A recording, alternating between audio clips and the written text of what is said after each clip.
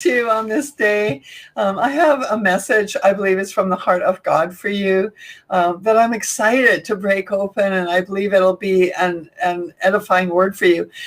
We were actually having lunch yesterday with some of the leaders from our church, and it was just so good. Don't you just love having really good fellowship where you're conversing about the things of God and lifting him up and examining the word and examining things from his heart?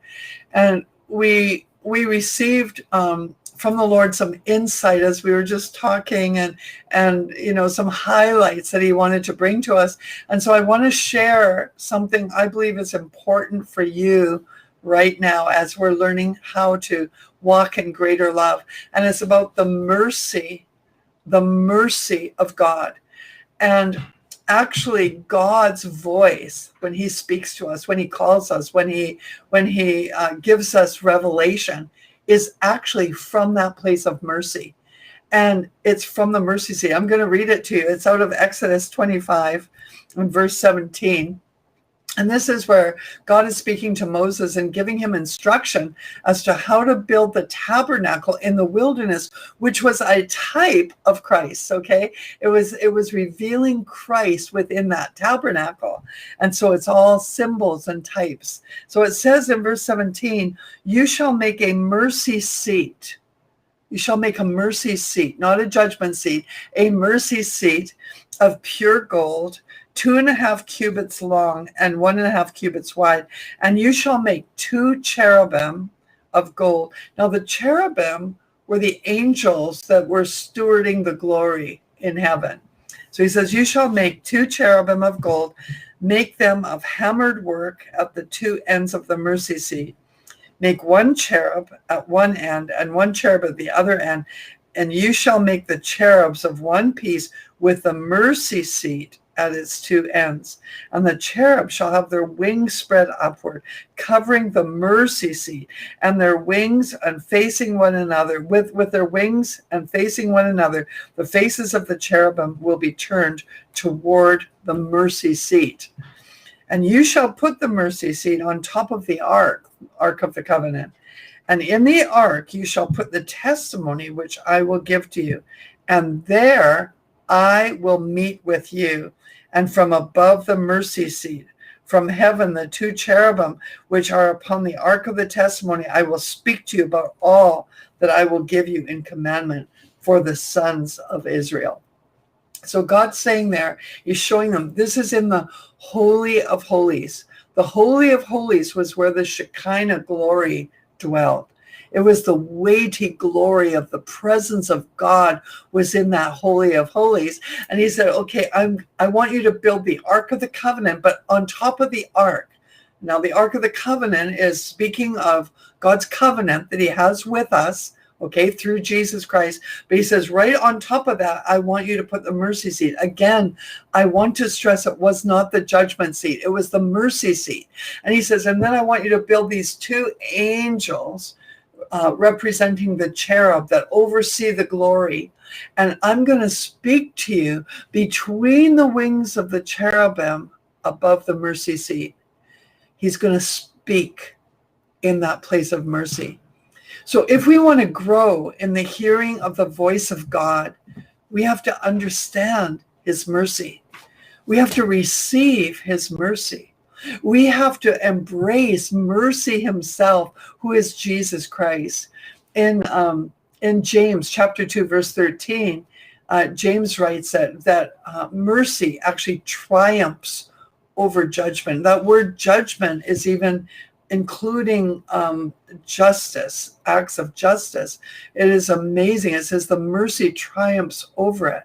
So even though we are created by God to want what is right, to want what is just, to address those things, I always give this as an example that if there is a serial rapist in your city, everyone in the city, whether you are saved or not, is going to want that rapist caught and taken to the courts and put in jail and pay the price for the crime, and to make sure that they're no longer going to hurt anyone else in your city, and they're not going to heap more condemnation unto themselves. Okay, so that is built inside of us. That's what we want, because we're created in the image of God. There's a justice that is in God that we want.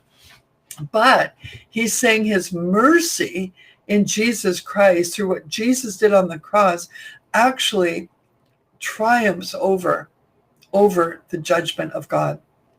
And so we as a people not only should be receiving mercy for ourselves. It says in Matthew 5 for the Beatitudes, blessed are the merciful. Why? For they shall receive mercy. Which could mean that if you are not showing mercy, maybe you're not going to receive it. It says those who give it, receive it. And then in the measure that you give out to others, it will be given back to you. So if there are those who have maybe hurt you, done wrong to you, ask the Lord how you can show mercy. Show mercy to them, because mercy is where the voice of God speaks. Mercy has been shown to you. Mercy it's on the mercy seat where God speaks to his people. So I believe his voice is going to get stronger in your life. I believe that you're going to hear him even better. The more that you come to know his mercy, you will know his voice better. You will know God in a greater way, because he is a God of great mercy, and his mercy is everlasting. He will always have it available to you, not only to receive, but to also give to others. Some of those who have maybe hurt you the deepest, God is saying, will you not only forgive them, but will you show them mercy? Will you meet with me in that place and show them mercy? Okay, so you want the voice of God to grow in you. You want to hear his voice call out to you and speak to you. Well, sit on the mercy seat, because that is where he's going to reveal his glory. And I was saying to a couple people this last week, without mercy, without understanding the mercy, we can't really experience the manifest Shekinah glory of God, because it's in that environment of mercy. It's what Jesus finished on the cross. And there's a whole world out there that needs to know the mercy of God. Maybe you're watching this right now and you need the mercy of God, that the enemy's condemned you. He's come against you. Maybe he's, rattled you because of something that you did wrong. But the Lord's saying, he has mercy for you, and you can make the wrongs right. He is with you. He'll walk with you in mercy as you endeavor to make those wrongs right. He is there for you. His mercy is forever. So God bless you. And also want to just invite you to check out our website. I have a book right now that I'm promoting called the Prophetic Manifesto for a New Era. You can get that on my website, patriciaking.com, and on Amazon as well, and other book portals online.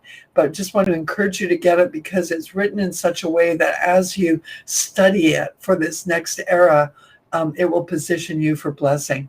And it reveals things that God is not only doing, but things that he's going to do within this next era. So you want to be positioned for it. So it's called Prophetic Manifesto for a New Era. You can find that on patriciaking.com. And also, if you are not part of my web church yet, but you'd love to join the web church, and I'd love to be your pastor, love to connect with you, love to have you part of our online family, go to patriciaking.com and just push the tab that says web church, and it'll be there for you. And also, women in ministry. We have a network. I have a network of women in ministry. And if you are a woman and you are wanting to connect with other women who love the Lord and want to serve him well, and maybe have companionship in your ministry, then go to patriciaking.com and push the WIMN tab, okay? Find out more about it, because we'd love to have you run with us as well. God bless you all. Have a wonderful day.